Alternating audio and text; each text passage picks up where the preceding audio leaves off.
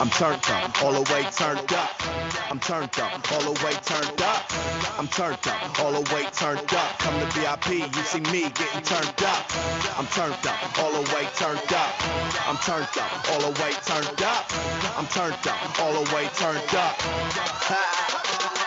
Yo, I keep it real, you keep it basic. Stronger than I look is the only time I fake it. Workout plan, nah man, you couldn't take it. I'm doing push-ups on your butt naked. Caught up in the matrix. Okay, and welcome back to another episode of Beyond the Journal. And besides Erin, well, say hi, Erin. Wow. Besides Erin, you just skipped right over me. Wow. I mean, we have a very special guest.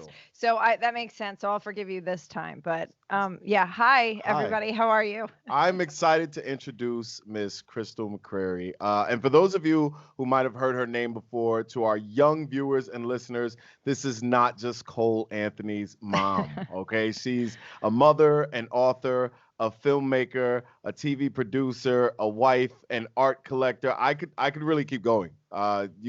Your resume is amazing. Just your body of work. Thank you so much for joining us. I'm so excited to be here. Thank you for having me. This is really exciting. Yeah, this is a pleasure. I feel very special today. Yeah, I feel super special. Thank you so much for being here. I've been really looking forward to this. So as we said, a mom of Cole, who's now 20, turning 21 in May, is it? Yes, 21. He was born May 15th, 2000. So yeah. Wow. It's 2021. Hard to believe, but yep, he'll be 21. Jeez, and your daughter Ella is 19? 18. 18. And then Leo is 8. 8. Yes. Wow. Yeah. Wow. And I'm sorry, with all that you have going on, how in the world are you still able to be such an active mom? Well, that is so kind of you to say that you even consider to me to be an active mom, because as moms, at least I'm one of those moms. I'm always feeling guilty, like I should be doing more. But thanks for calling me active. No problem. I mean, and the cool thing is that we are not only able to see all the success you've had as an individual, but the success you've had as a mom. Clearly your children, and I can say this because I know personally, I know from your youngest child all the way up, your children are doing well, they're thriving, they're healthy. You're doing an awesome job. So I have to say that. Yes. And it's such a woman mother thing to have that guilt, like you're never doing enough. So I think it's important to take time to like appreciate all that you have done, because sometimes you just need to sit back and pat yourself on the back, because women don't do that enough. So it's true. That's true. We do not. And, I'm such a guilt monger. I'm always feeling guilty about something. So thank you for that bit of advice. I should try to apply it more. It makes my Catholic school upbringing. I'm always feeling guilty about something. Well, that makes sense. That totally makes sense. But also the other thing that women forget about too is that if you're not happy, then who else can be happy around you? So it's important for women to take care of themselves and find your passion and pursue your passion, because you're setting such a good example for your children as well when you do things like that, and you're making such an impact in the community that you surround yourself with. So that alone should help you alleviate some of the guilt, because you're making such big strides in everything that you do.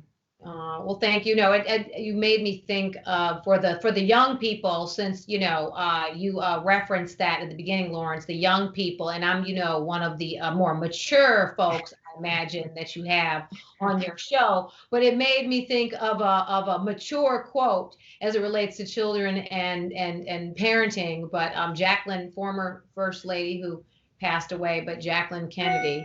I don't know if you all remember one of her world famous quotes about parenting is, "You're only as happy as your least happy child." Wow. Wow. I've never heard that before. Yep. Jacqueline Kennedy Onassis. That is a really great quotation. Yeah, okay. That's a good one. It's also kind of depressing too. Totally. Yeah, a little bit. Totally. Especially, we're approaching the teenage years. With teenagers, there's that and the drama there, and then an 8-year-old and his drama, and then, Cole playing basketball professionally and, having, up nights, but a whole lot of down nights. So, you're only as happy as your least happy child. So Are I have you to are do you something about that. are you still parenting your oldest child? Like, how is that? You have a child in the NBA, and I think the assumption is that, that's an adult, and that person is having a professional career, so he's on his own.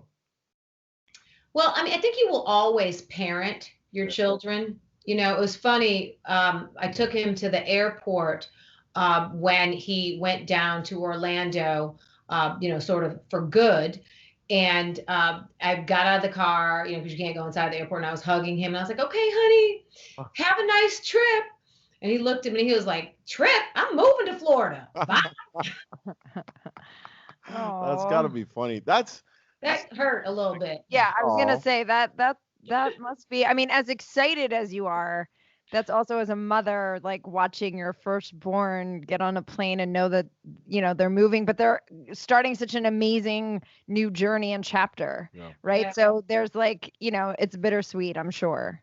No, for But sure. congratulations, by the way. And I have to say, we talked about it right Oh after yeah. the draft. We talked about we broke down the draft on this show. And I have to say, I was super touched by your family. Oh And I don't even please. know y'all, but I was so touched by the emotion and how sweet. And I know Heck from Moving Pictures was there, and he's a friend of mine. So he did such a great job capturing those moments, those like frozen in time special moments. And Yeah. I just thought it was so beautiful, the family, the big family being there. And it was just such an amazing moment to see. Yeah. And I loved how like real and honest and raw Cole was when they Oh were yeah. interviewing him and speaking to him. And I really appreciated that, because I know he had a tough time at UNC and all of those things that he addressed. And I just thought that was such a like beautiful, amazing moment. I was like cheering with y'all, and I Yeah. don't even know you. So that was super sweet. I loved it. Yeah. Thank you. Yeah, no, he got a whole lot of emotion out there, probably some bottled up emotion for the previous couple years. I'm So sure. Great. it was I nice to have him just be able to get it all out. And yeah, and Heck for Moving Pictures, he was there, and it was funny. I was looking at the photographs afterwards, and I was like, I had no idea that Heck even had the camera up in those various places, and he really captured the emotions. He really did. He did a Beautiful. great job. Yeah, Yeah. those are beautiful shots. I'm sure you'll treasure them for a Oh long time please. to come. Yeah. And congratulations again. Yes. Listen, I have you here because I've been dying to pick your brain. Oh, okay. Just and seriously, not only as a parent, but as a parent and just a successful person, because I find you to be very successful. And I admire it. I admire so many of the things you've done. I just think I think you're awesome, right? And I'm not only a fan of you, I'm a fan of Ray, your husband. Big shout to Ray McGuire, who's running for mayor. If you don't know, you better ask somebody, and I'm that somebody. Come ask me about Ray. I love Ray. Ray's my guy. Ray for mayor whenever, however long, please. Yes, we need him. Anyway, sorry. Enough of that. So I brought you here to pick your brain, and I hope you don't mind that I ask you some questions. Sure. Awesome. Ask away. So the first question I want to ask you is, are all of your children like different athletes, and did they have different experiences on the AAU circuit? Yes, for sure. I mean, we're both parents of three, and Erin, I don't know if you have kids. Two. Yeah, two boys. Two. Okay. Yeah. Each child that's born unto us is a soul of their own, and they're very different in every way. And so, Cole being the oldest and the one who sort of introduced our family to the AAU circuit, his experience as an athlete, as a basketball player, I would say, as I'm reflecting backwards, it was really defined by two things that were evident early on for him. Okay. And those two things are, one, he was always incredibly, incredibly competitive. Yeah. He just brutally competitive. Number one. And then number two, he Well, actually, probably three things. Number two, he was also just physically, you know, faster than everyone. I won't say like with on the basketball front, like it's not like he had the there are kids like that were, you know, could dribble better than him when he was younger. They had those, you know, skill sets. But he just was just faster and more aggressive. Gotcha. Than that was, you know, what he was characterized very early as an athlete. And, you know, Ella, you know, just loved a little bit of everything. You know, she started playing basketball, was deeply passionate about it and a skilled player, but just she had a different experience with, you know, physical activity and her level of competitiveness at a younger age. Gotcha. You know, like losing, she didn't hate it in the same way. Yeah. Gotcha. But you know, it's funny you say that. I've watched some of her highlights. She's a tough guard. Like you don't want her if you're tired or you're having a rough night. You don't want her in your face. Like you want her. And that's evolved. I mean, that's evolved from, you know, and when I say that, like Cole was like that, Cole's competitive like that, like at 3 years old. Right. Just getting in races with people. You know, playing darts, playing Uno, Monopoly, like everything just had to win. And then Leo, you know, you know Leo. I mean, Leo's 8. He's competitive. He's on AAU circuit, but it's different. Yep. You know, it's different. Cole felt like a beast at a really young age. I could see it. Do you feel like the business, I'm sorry, do you feel like AAU is, because you've seen it for so long, and I remember I think you said it on one of your other podcast interviews that it was a business and that, you know, kids were being driven to and from games and going on trips or whatever in certain spaces in high school. Do you think that's more of the same and it's more and more of a business now, or do you feel like it's less now? Oh, it's, you know, COVID aside, this pandemic period that we're in, but I think it's more of a business than ever before because there's so many other factors that play into how the middle school and high school basketball game are seen. You know, just the fact that we have social media now. I mean, I think of one thing that I think of is overtime and how overtime came into existence, right? Yep. Like everybody on the basketball circuit knows overtime now, right? When Cole, I would say, was probably 8th or 9th grade, that's when overtime was really getting started, right? And that wasn't that long ago.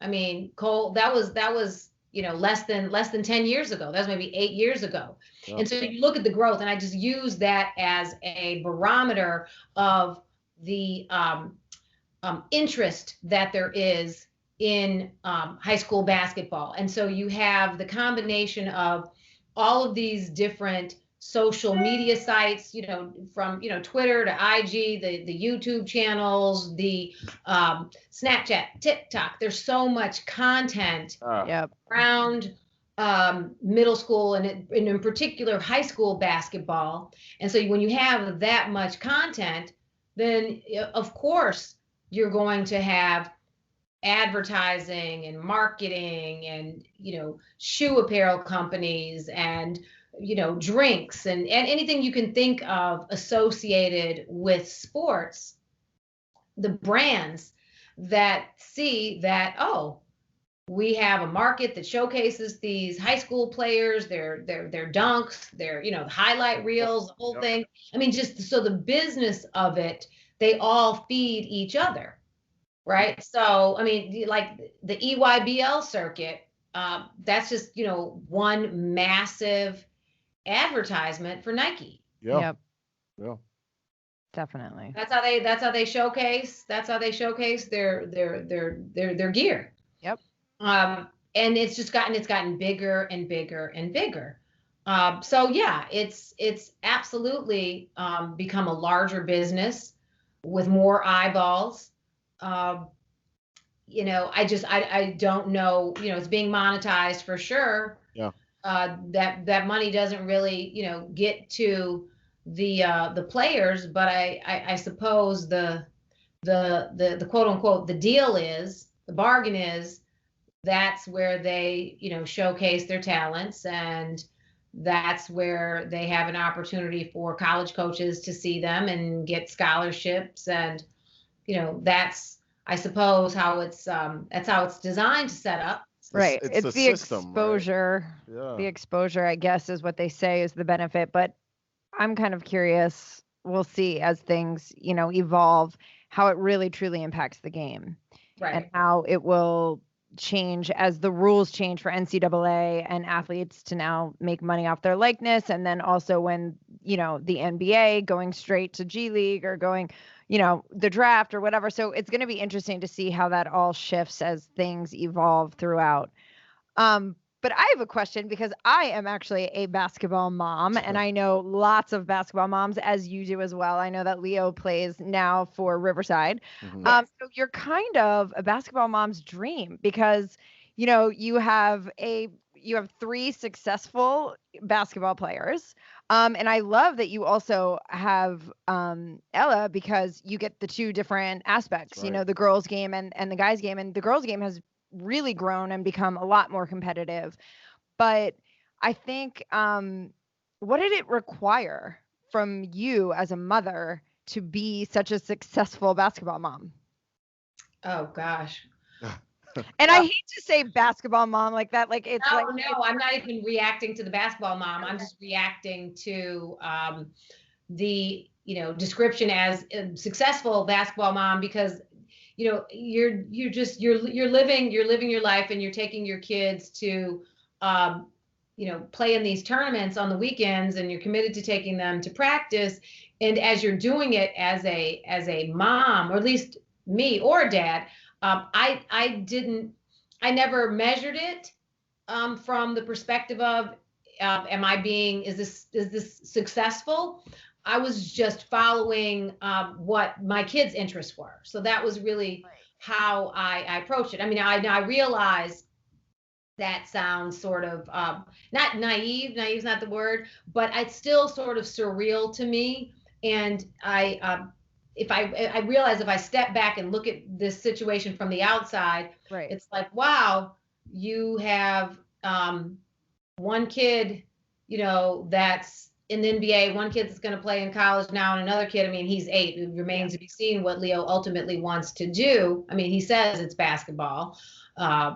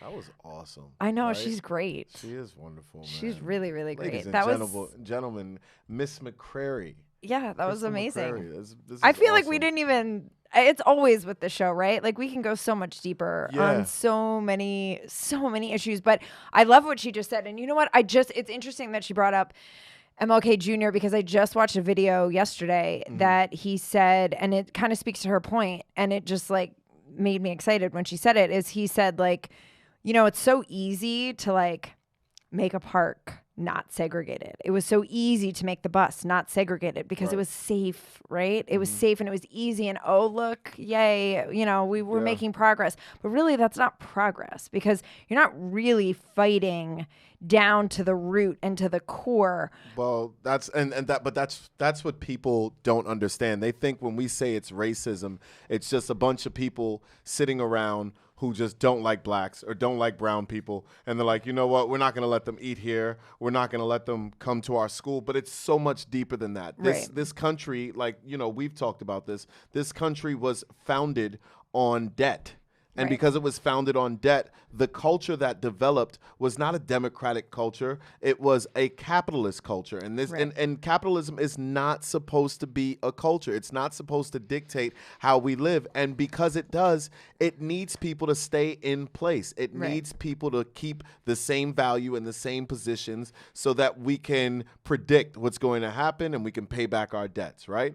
But the way the racism works is if everyone stays in their same positions, then that means I get to grandfather down and just keep passing down my business and keep passing down my status and my position. And therefore, you must do the same. Even if you're on a lower status, you must do the same unless, of course, you can help me raise my status. Then maybe I'll let you live and step out of that position, right? But we need more jobs and opportunities for people to change their positions and change their statuses. Give them true opportunities. Stop telling kids they can be whatever they want to be if you know there's a cap on that. Right. And that's what our system has. Sadly. Talk about capitalism. To throw it back to basketball. You want to talk about James Harden and the amount of money he loses by playing in New York versus Houston? $13 million in taxes. That's interesting. $13 million he's losing. But let me tell you, not so bad when you show up in your first game in Brooklyn, you have a triple-double. Yo, he's killing it already. And he said, oh, check us out. Me and KD, we're killing. And we don't even have Kyrie. Yet. Yeah. I don't know what's going on with Kyrie, but I did, I mentioned it. I said he was nearing some sort of like big break or something. I said, I hate to be right about this. And now he's going. You also put him in the conversation, the GOAT conversation. So, like, let's not get too ahead of ourselves. I put Kyrie in the GOAT conversation? Yes, you sure did. And I was like, what? However, I did say that off the court, yes, you did. I'm going to find the clip and I'm going to play it for you because you did. And I know people who are listening, but let me say this. He bought George Floyd's family a house. Yes. And you know what I love about Kyrie? Because I'm not a huge Kyrie fan on the court. Like, whatever. He's whatever to me.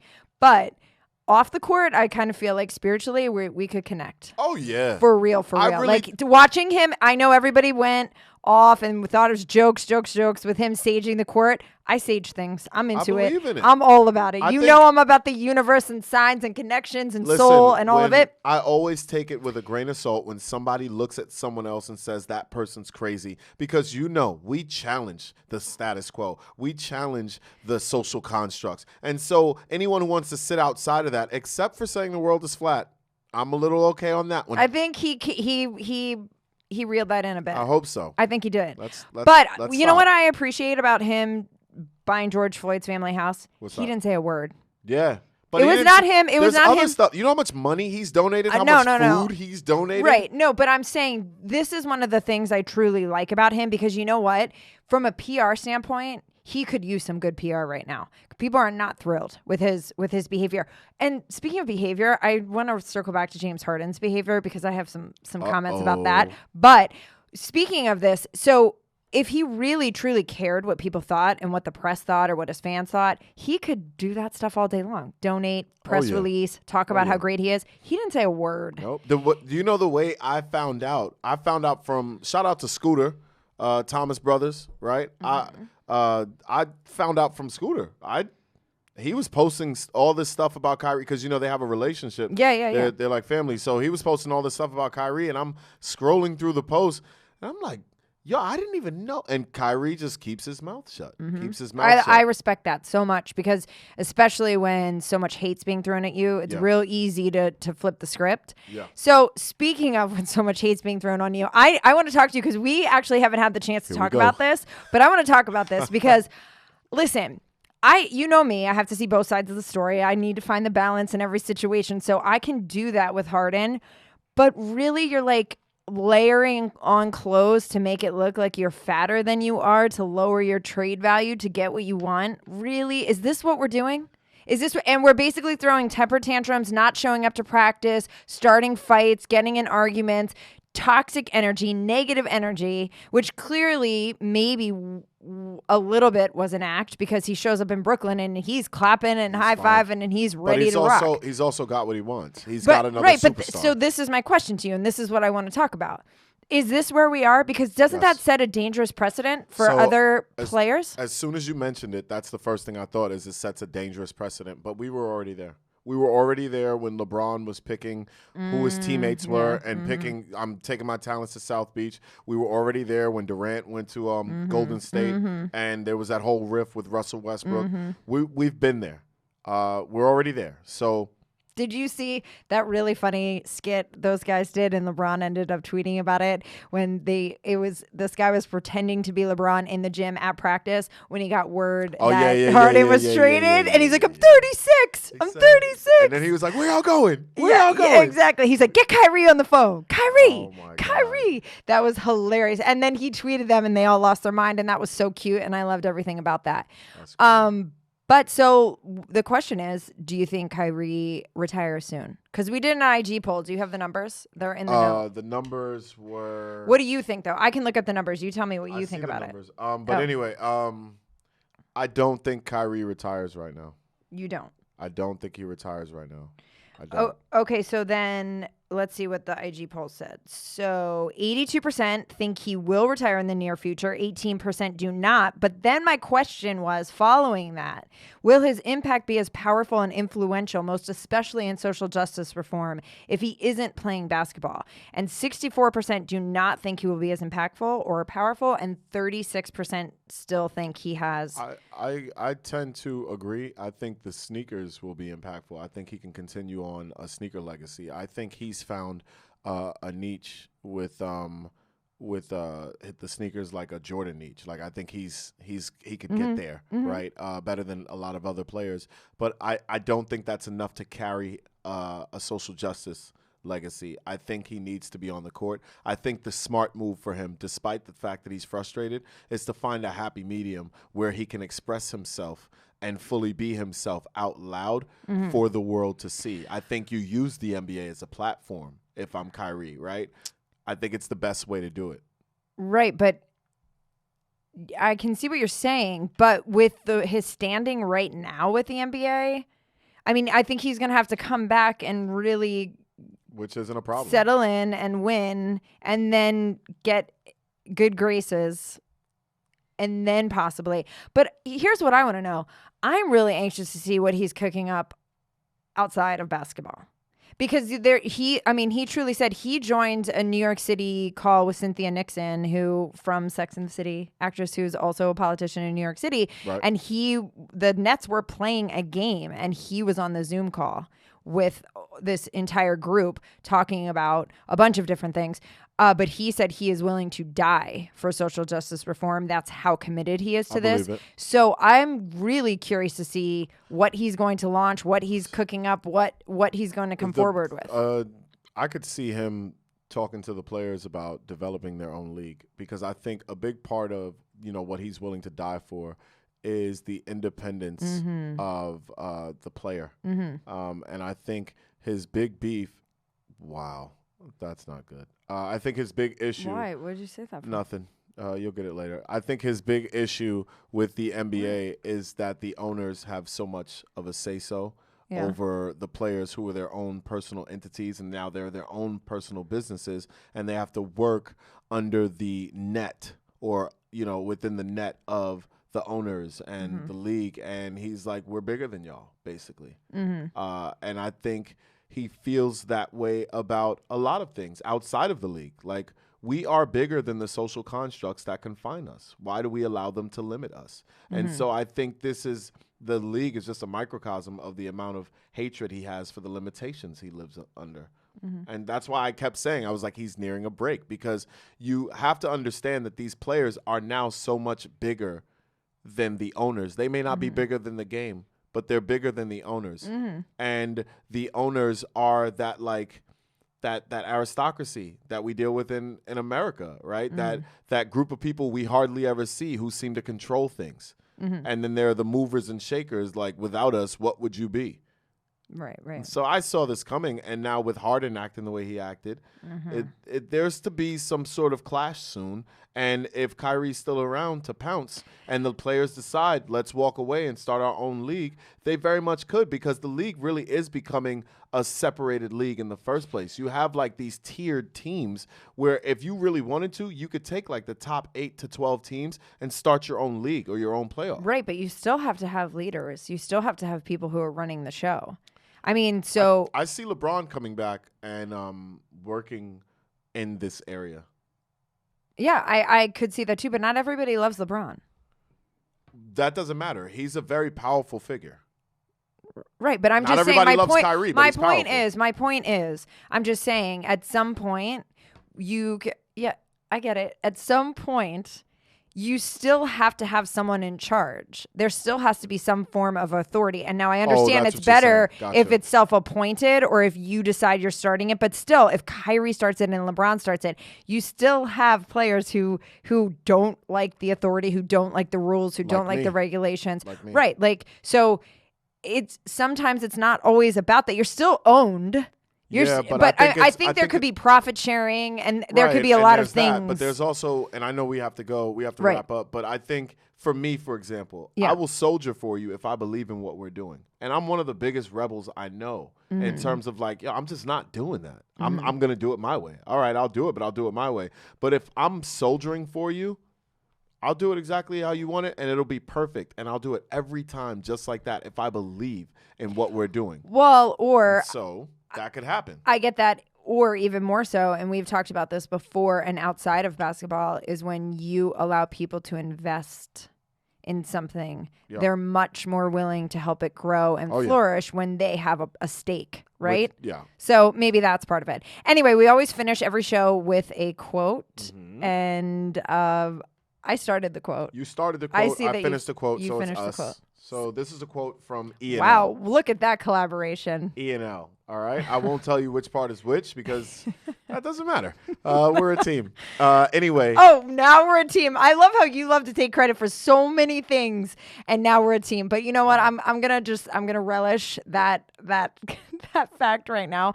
Let's go. You know, Read the quote. it's hard to grow when people don't want you to grow. Oh, I'm just trying to grow. don't This even. is growth. Do not even ever The Mario try sound to should play. say. That's Do growth. not ever imply that I am in any way, shape, or form standing in front of your growth. Okay. I'm sorry. I'm going to read the quote. This guy. Wow, I'm offended. I'm America, offended. Send help. I'm It got crazy in here. I'm All right. offended. Here's the quote. Sorry. No, you're not. Be who you want the world to be and believe in what the world can be, no matter what the world can be. Think about Or that is. one. Or is, right? Mm-hmm. Ladies and gentlemen, thank you for joining us. We'd like to give another huge shout out to Crystal McCrary and Yes, the whole family. she was great.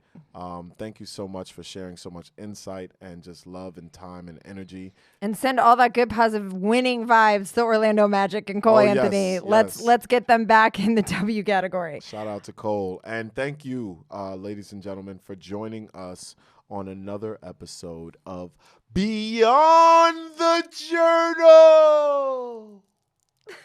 It's a wrap. Oh my God. That was so ridiculous.